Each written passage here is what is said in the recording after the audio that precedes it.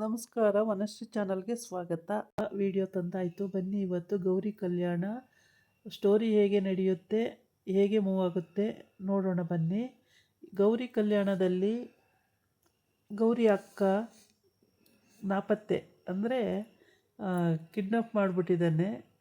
ಕಾರಲ್ಲಿ ಹೋಗ್ತಾ ಇದ್ದಾರೆ ಕಿಡ್ನಾಪ್ ಮಾಡಿಕೊಂಡು. ಆದರೆ ಮನೆಯವರಿಗೆ ಈ ವಿಷಯ ಏನೂ ಗೊತ್ತೇ ಇಲ್ಲ.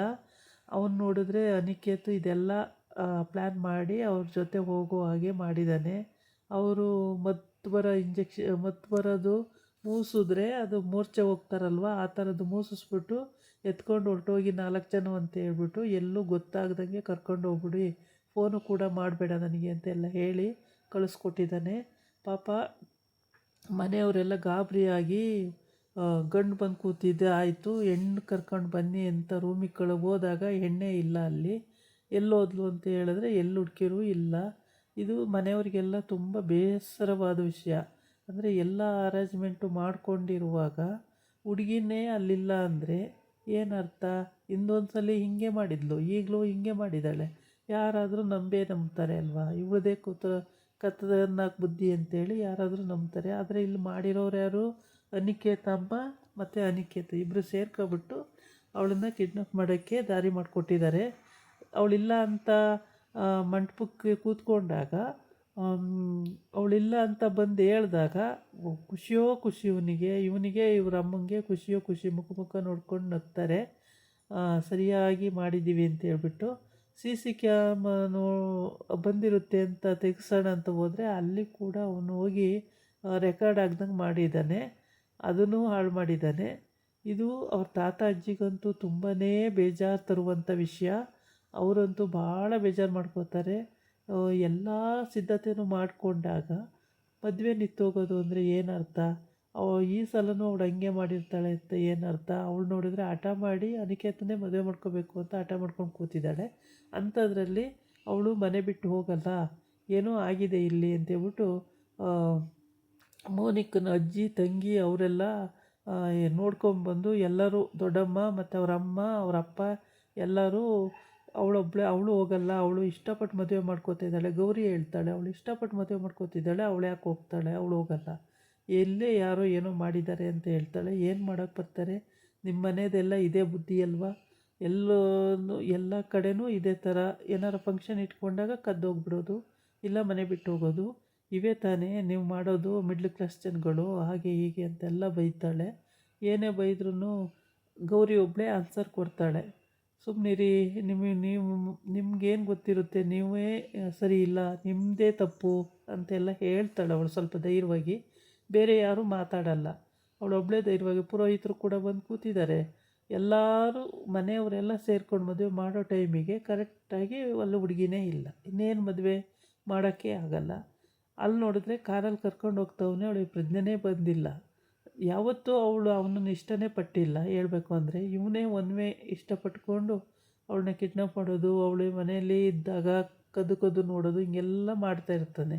ಆದರೆ ಅನಿಕೇತು ಅವಳನ್ನ ಹಾಳು ಮಾಡಿ ಅವಳನ್ನ ಪ್ರೆಗ್ನೆಂಟ್ ಮಾಡಿದ್ದು, ಮತ್ತು ಅವಳನ್ನು ಮಗು ತೆಗೆಸ್ಕೊಂಡಿದ್ದು, ನಾನು ಮದುವೆ ಆಗಲ್ಲ ಅಂದಿದ್ದು, ಇವೆಲ್ಲ ಇಟ್ಕೊಂಡು ಅವಳು ಹಠ ಮಾಡಿ ಅವನ್ನೇ ಮದುವೆ ಮಾಡ್ಕೊಳ್ಬೇಕು ಅಂತ ಹೇಳಿ ಮದುವೆ ಮಾಡ್ಕೊಳ್ಳೋಕ್ಕೆಲ್ಲ ಸಿದ್ಧತೆ ಮಾಡಿಕೊಂಡು, ಇವನು ಅವಳು ಎಲ್ಲ ಸಿಗಾಕೊಂಡು ಹೋಟೆಲ್ ರೂಮಲ್ಲಿ ಮತ್ತು ಹೋಟೆಲಲ್ಲಿ ಎಲ್ಲ ಸಿಗಾಕೊಂಡು ಎಲ್ಲ ಮಾಡಿದ್ದಾರೆ. ಅವೆಲ್ಲ ಮರ್ತೇ ಹೋಗಿದೆ. ಈಗ ನೋಡಿದ್ರೆ ನನಗೇನು ಗೊತ್ತೇ ಇಲ್ಲ ಅನ್ನಂಗೆ ಅವನು ನಾಟಕ ಆಡ್ತಿದ್ದಾನೆ. ಏನು ಗೊತ್ತೇ ಇಲ್ಲ, ನಮ್ಮದೇ ತಪ್ಪಲ್ಲ ಅನ್ನಂಗೆ ನಾಟಕ ಆಡ್ತಾನೆ. ಆಮೇಲೆ ಅವಳ ಅಮ್ಮ ಚಂಚಲ ಅಂತೂ ಬಾಯಿಗೆ ಬಂದಂಗೆ ಬೈತಾಳೆ, ಹಂಗೆ ಹಿಂಗೆ ನೀವೇ ಸರಿ ಇಲ್ಲ ಅಂತ. ಆಮೇಲೆ ಮೋನಿಕನ ದೊಡ್ಡಮ್ಮ ಕೂಡ ಹೇಳ್ತಾಳೆ, ನಾವೆಲ್ಲ ಡ್ರೆಸ್ ಮಾಡಿ ಎಲ್ಲ ಮಾಡಿ ಬಂದಿದ್ದೀವಿ, ಅವಳು ಹೊಟ್ಟೆ ಹಸಿವಾಗುತ್ತೆ ಅಂತ ತಿಂಡಿ ತರಿಸ್ಕೊಂಡು ತಿಂತಾಯಿದ್ಲು, ಅಷ್ಟೊತ್ತಿಗೆ ನಾವು ಬರ್ತೀವಿ ಅಂತ ಹೇಳ್ಬಿಟ್ಟು ಬಂದಿದ್ದೀವಿ. ಆದರೆ ಅವಳು ಅವಳಲ್ಲ,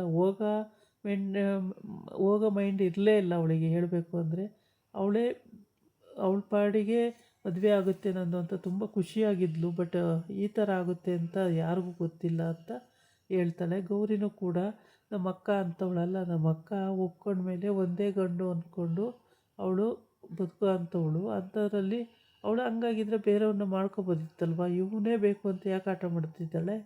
ಎಂತೆಂಥ ಒಳ್ಳೊಳ್ಳೆ ಕೆಲಸದಲ್ಲಿರೋರು ಬಂದ್ರೂ ಎಲ್ಲರನ್ನೂ ಬಿಟ್ಟು ಇವನೇ ಬೇಕು ಅಂತ ಹಠ ಮಾಡ್ಕೊಂಡು ಕೂತವಳೆ.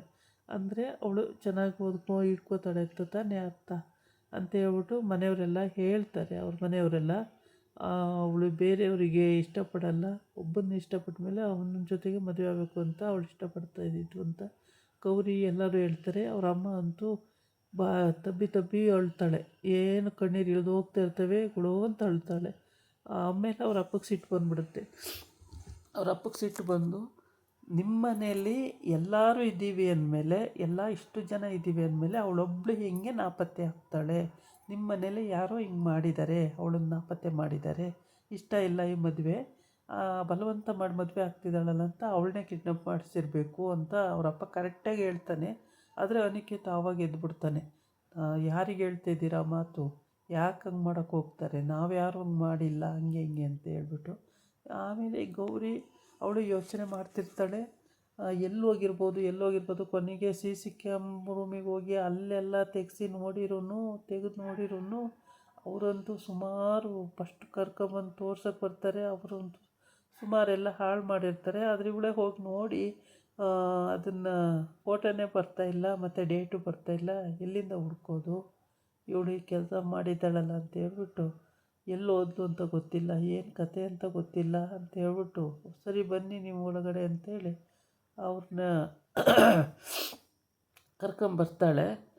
ಕರ್ಕೊಂಬಂದು ಎಲ್ಲರೂ ನೋಡ್ತಾ ನಿಂತಿರ್ತಾರೆ. ಆದರೆ ಎಲ್ಲೂ ಸಜೆಷನ್ ಏನೂ ಸಿಕ್ಕಿಲ್ಲ. ಎಲ್ಲ ಕಡೆ ಹುಡ್ಕಾಡೋದು, ಎಲ್ಲಿ ಹುಡುಕ್ತಾರೆ, ಮನೆ ಒಳಗಡೆ ಎಲ್ಲೂ ಇಲ್ಲ. ಅವಳು ಹುಡ್ಕೋಕ್ಕೆ ಇಲ್ಲಾಗುತ್ತೆ. ಅವಳಿಗೆ ಪ್ರಜ್ಞೆ ಬರಬೇಕು, ಆಮೇಲೆ ಗೊತ್ತಾಗಬೇಕು.